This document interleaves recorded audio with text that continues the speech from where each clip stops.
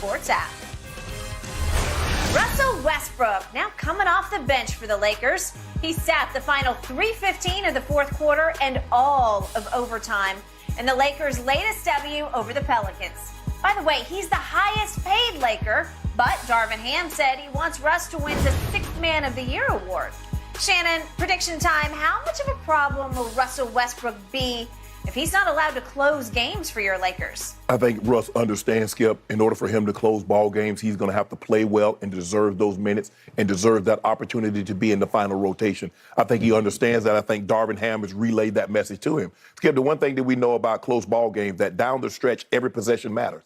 You can't have a guy that's a high turnover-prone guy handling the basketball. If you look at how well he played the first half, in the second half, he had 2 points, 1 rebound, 2 assists, and 3 turnovers. The last thing, every possession matters in a nip-tuck ball game. You cannot have a bad possession, a turnover, a pull-up, a bad shot, which is some of these shots are bad for most players. They're horrendous for us.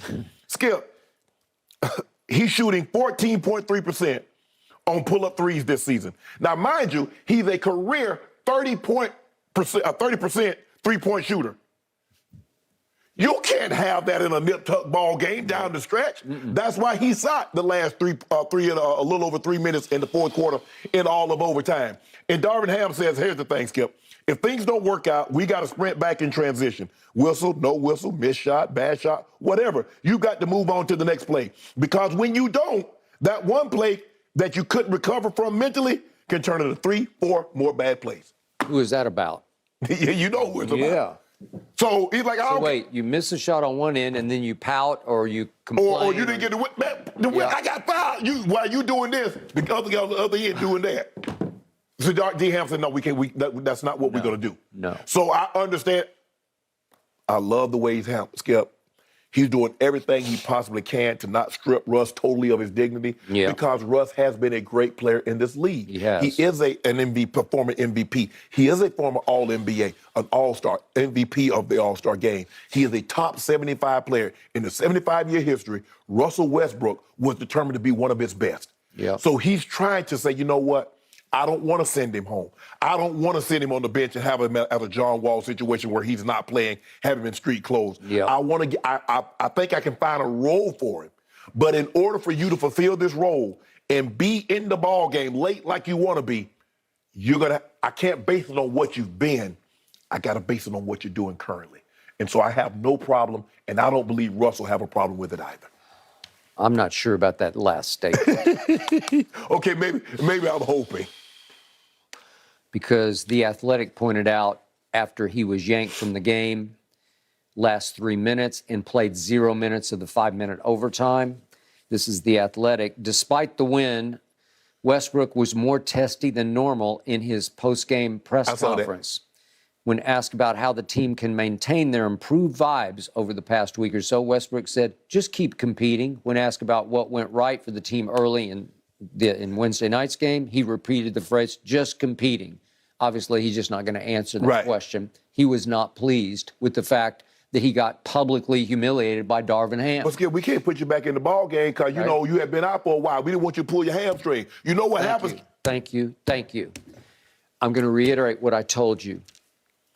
I applauded Darvin Ham when they announced on that Friday, couple Fridays back now, it's been about 3 weeks. 3 weeks.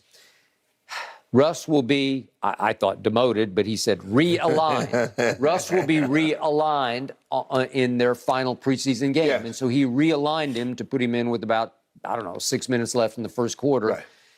And Russ lasted 2 minutes and had 2 turnovers and 2 missed threes, and suddenly, inexplicably, mysteriously, left the court and started walking up the tunnel complaining of a hamstring pull. Correct. And I said publicly that I was so disappointed in Darvin because it felt like he had crumbled at the feet of a Russell Westbrook who is a top 75, who is obviously a slam dunk first ballot Hall of Famer. And I thought that at that point, Darvin was paying way too much respect, paying homage, if you will, to what Russ has accomplished in this league, as in past tense, what he has done. Because last year, he got exposed. Right. And this is Darvin's first year, and you have to realize what just happened last year. Right. he became unplayable to me a year ago. He became your biggest liability in a 33-49 miss the play-in tournament year. So I'm sure Darvin did not love what I was saying about him, but I hope he likes what I'm about to say. He has won me completely over with the way he has handled this because, remember, he reinserted Russ into the starting lineup for the opening night regular season game at Golden State. You know what happened. And then he kept him in the starting lineup for another couple of games. And there was an 0 for 11. There was a 6 turnover game. Right. It was going from bad to worse. Right. And all of a sudden, he finally stood up and did what he said he was going to do. He demoted him, but he sold it to Russ as, I need you. I need the surge that you can bring us off the bench. Right. And you know what? It worked. Yes. It looked great. The electricity was sensational. If you watch the other night, when they had that great momentum swing in the second quarter, the first person to meet Russ on the court was Darvin. It was slapping him. What I tell you, that's how you do it. So he's been his biggest supporter. Yeah. But Skip, in order for me to continue to get Skip, this was the first time that he's been in that role. He didn't play starters minutes. So you Skip, okay. If I do this, it's kind of like anything. Okay, if I do this, I get rewarded. Point, when he was coming off the bench the first couple of times, Darvin kept him in the game. Yes. And so he got his minutes, and I'm sure Darvin had sold him on, just let me bring you in mid-first quarter. Yeah. I'll get you your 32 or whatever minutes. Right. You will play starter minutes. And he did for the first 2 times, right? Go ahead. But, Skip, I can't, Skip, you turn the ball over 3 times, Skip, and you see they're starting to get, all of a sudden, a 16-point lead is 7. All of a sudden, it's a 3-point lead. All of a sudden, they got a 2-point lead. I can't keep you in because you're taking bad shots, you're complaining about the whistle, and you're not getting back, so they're getting layups or easy shots on the other end, and plus you're turning the ball over. Okay. So and that's what he says, next play mentality. I need Russ to have the next play mentality. He did. All right, let's look quickly at what happened. So right on schedule, with 6:37 left in the fourth quarter, Russ, go. And Russ is fired up, and he runs in because he's voltage, man. Yeah. And he loves that role. He is starting to embrace that role, and it works. Yes. Because he is high energy. Yes. He is attack mode. So at this point, LeBron's about to shoot a second free throw, and they are up a point. Right. But the 16-point lead has dwindled. So now you need to resurge, right? Yes. Here we go again. So if we could see what happened, this is his 6th turnover of the game. It's the first one, and this is not egregious. It was just, he threw it too hard and it went out of bounds. But it was a turnover, and Darvin didn't love that because the game is teetering, right? Mm-hmm. Okay, then let's see what happens next, because he takes what I thought was your basic ill-advised 3, and he misses this, and all of a sudden you're starting to fall behind, and okay. It's just, he's way wide left. I mean, what are the odds? When it left his hand, what's Shannon Sharp thinking? Oh, I can tell the way they shot it. I said, that's not going in, because that's the angle that they had on television. Okay, he had made 1 earlier. What did he wind up? 1 of 4, I think it was? Okay. And that was all Darvin Ham needed to see. And I'm not sure there was a play where he didn't run back on defense, but in Darvin's book, no, you cannot get away with that. Skip, I think in a situation like that, when the game is nip tuck, routine is the best. All those, he threaded the needle, that's not what you need. Nope. That's not what you need in that situation. So here's where Darvin won me completely over. Shock of shocks, 3:15 left in a teetering game. Yes. He yanked Russell Westbrook. You're asking for trouble because you told me before the year started he's going to pout. He's going to make waves. Yeah. Well, here we go. And he puts Troy Brown back in the game. Right. And then, as you know, Matt Ryan hits one of the greatest clutch shots I've ever seen. The highest degree of difficulty. I still can't believe he made it. It's like the ultimate horse shot. He's falling right out of bounds from the right corner, right-handed. Only Kawhi Leonard can hit a shot from the corner, because his shot was very similar like that. They hit like 15 sections of the rim and goes in. Normally, you hit a shot fading to the right and you are right-handed, it either goes all in or you hit the counter of the backboard or it goes out. Remember, you have to arc that literally over the backboard because you're right-handed from the right corner falling right. Correct. Okay, so I feel like I could give him 50 of those and he couldn't make one. I give him 100. He ain't hitting another shot like that. Okay, and it ripped clean as a whistle, man. And boom, it's overtime. And guess what Darvin Ham does? I should have stood up and applauded.